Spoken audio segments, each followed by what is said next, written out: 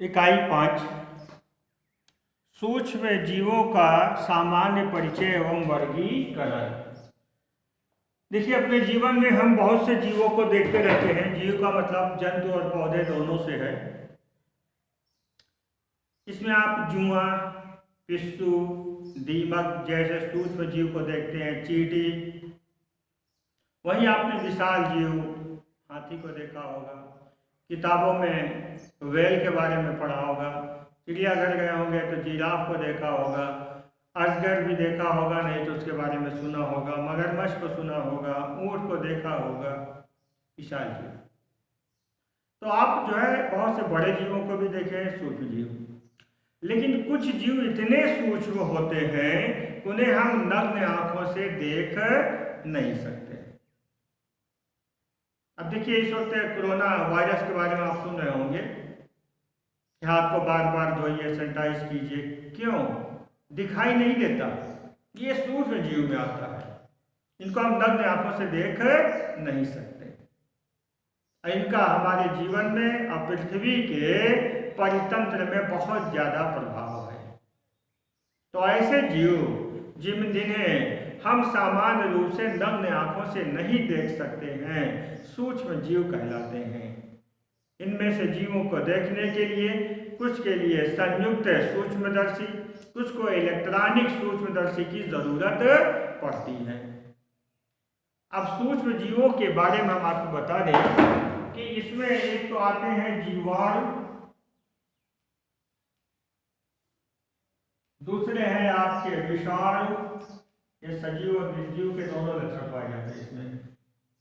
तीसरा आपका कवक, फंगस, जिसको आप कुकड़ी भी बोलते हैं। रोटी वगैरह चाट पे जो लगा हुआ सफेद सफेद देखोगे, ये कवक है, बड़े दिखाई दे रहा है। लेकिन एक सूक्ष्म जीव जो इसका होता है वो नहीं दिखाता, वो तो आप पूरा पूरा नेट देख रहे हैं, नेटवर्क उसका पूरा आप देख रहे हो। और चौथा है आपका कुछ होते हैं प्रोटोजोआ, जीवाणु, बैक्टीरिया। ये बहुत सूक्ष्म जीव है और इनके ऊपर जो है एक खोल पाया जाता है जो सेलुलोज का होता है, इसलिए पादप के कटोरी में भी माने जाते हैं। लेकिन ये अलग जगत में रखे गए हैं, माइक्रोबायोलॉजी। आपको बता दें, जीवाणु से फायदा भी है, नुकसान भी है। दूध से दही जो बनता है, जीवाणु द्वारा। गन्ने के रस से सिरका बनता है, जीवाणु द्वारा। आपका जो शराब तैयार होता है, जीवाणु द्वारा। ये जो पनीर है ये भी बनता है जीवाणु द्वारा।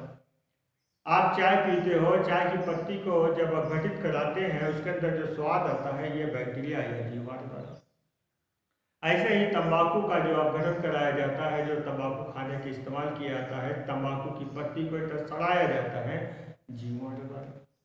आपने देखा होगा नान बनाने में मिलाते हैं खमीर, ईस्ट है, कवक द्वारा। ऐसे बहुत से जीवाणु का इस्तेमाल किया जाता है खाने की चीज़ों। एंटीबायोटिक दवाइयाँ भी बनाई जाती हैं। लेकिन जीवाणु से नुकसान भी है। जीवाणु और भी फायदे हैं। ये आपको जो खेत में उसके पैदावार को बढ़ाने के लिए जो फसल काटने के बाद आप पौधे या घास फूस छोड़ देते हैं, या जो आप उसमें पैदा जो होता है उसका भूसा छोड़ देते हैं, ये सड़ जाता है। सड़ाने के बाद इसको जीवाणु अपघटित करके मिट्टी मिला देते हैं। जो भी जंतु मरता है, जीवाणु इसको अपघटित करके मिट्टी मिला देते हैं। इस तरह से परितंत्र का सिस्टम भी बनाए रखते हैं और भूमि को उर्वरकता बढ़ाते हैं। बीमारी भी पैदा करते हैं, नुकसान भी है, जैसे क्षय रोग, निमोनिया, टाइफाइड, ये जीवाणु द्वारा होने वाले रोग हैं। कालरा, जिसको हैजा कहते हैं। पौधों में जीवाणु द्वारा बहुत नुकसान होता है, इनसे हमारा आर्थिक नुकसान होता है। और जंतुओं में जीवाणु द्वारा बीमारियां फैलाई जाती हैं। तो जीवाणु से लाभ और हानि। वायरस, विषाणु,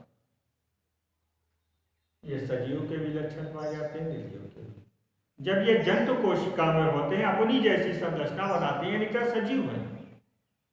इनमें म्यूटेशन होता है, परिवर्तन। जैसा बता दें कोरोना वायरस, ये आज का नहीं, बहुत पुराना एक ग्रुप है वायरस का, कोरोना, जुकाम, बुखार, इन्फ्लुएंजा टाइप का लक्षण रखने वाला। लेकिन ये जो कोविड-19 है, ये जीवाणु जो है पाया जाता था किसमें? ये विषाणु है। और ये जंगली पक्षी या तो जैसा कि कहा जाता है कि बैट चमगादड़ में पाया जाता था, लेकिन इसके डेवलप के लिए जिस प्रोटीन की जरूरत थी ये मनुष्य के अंदर ये नहीं अपने आप को डेवलप कर पाता था। तो अगर ये मनुष्य के जीव में आप शरीर में आ भी गया तो डेवलप नहीं कर पाते थे, मर जाते थे। लेकिन फिर क्या हुआ कि अपने आप को मॉडिफाइड किया, अपने आप को और एडवांस बनाया, यानी आप पहले इसको कहते हैं म्यूटेशन, उत्परिवर्तन।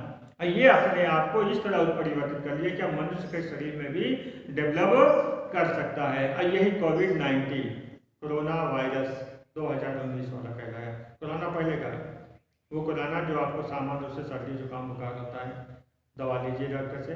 वैसे वायरल किसी चीज़ का दवा नहीं है, सिर्फ आपका बचाव होता है। दवा इसलिए दिया जाता है ताकि आपका जो डैमेज हो रहा है वो रोके। चेचक में दवा इसलिए दिया जाता है कि आपको बुखार से नुकसान ना हो, आपको निमोनिया ना हो जाए, उस डैमेज से बचाते हैं। बाकी आपके शरीर, आपका प्रतिरोधक क्षमता उससे लड़ेगा। वायरल डिसीज चाहे जुकाम हो, चाहे एड्स हो, चाहे कोरोना हो, अभी तक उसकी मेडिसिन नहीं है। टीका है, चेचक टीका है। तो याद रहे, तो वायरस में सजीव निर्जीव दोनों के लक्षण पाए जाते हैं। ये अपने आप को मॉडिफाई कर लेता है, यानी कहने का मतलब ये है कि म्यूटेशन, परिवर्तन पाया जाता है, एक से दूसरे रूप में अपने आप कुछ बदल सकता है, अपनी रचना को बदल सकता है, अपने लक्षणों को अपनी संतानों में पहुंचा सकता है। ये सजीव के लक्षण है। लेकिन न ये पोषण करता है न शोषण करता है, निर्जीव के लक्षण। इन्हें आप छान कर क्रिस्टल के रूप में रख सकते हैं, जैसे नमक रखते हो, और फिर डाल दोगे शरीर कोशिका पे तो ये सक्रिय हो जाएगा, निर्जीव का लक्षण। तो सजीव निर्जीव के बीच की ये कड़ी कहलाता है वायरस। दो ही चीज होते हैं, एक तो इसके प्रोटीन का बाहरी आवरण होता है, अंदर डीएनए या आरएनए, इसके अलावा कुछ है। बाकी कोशिकीय लक्षण कोई इसमें पाए नहीं जाते। ये केवल बीमारी पैदा करता है, इसमें फायदा नहीं है, जिसमें आर्थिक मात्रा में लाभ और हानि दोनों है। ये केवल अभी तक बीमारी के लक्षण इसके अंदर मिले हैं, बाकी एक और फायदा पहुंचाने वाला अभी तक इसका कोई वो मिला नहीं है। या कह लो कि जीव की जब उत्पत्ति हुई तो प्रारंभिक जीव के रूप में विषाणु बने थे, कवक। इसको आप फंगस या देसी भाषा में बुखड़ी कहते हो, कहते नहीं चारों बुखड़ी लग गई है, ये कवक है, फंगस। दांत, खाज, खुजली भी जिससे होता है। प्रोटोजोआ, ये एक कोश की जीव है, बहुत सूक्ष्म एक कोश की जीव है। इन्हें पानी में भी पाए जाते हैं, स्वतंत्र रूप से भी रहते हैं, बीमारी भी पैदा करते हैं। ये मलेरिया रोग जो है मच्छर से भले फैलता है, लेकिन ये रोग एक प्रोटोजोआ द्वारा होता है। तो ये सूक्ष्म जीव के बारे में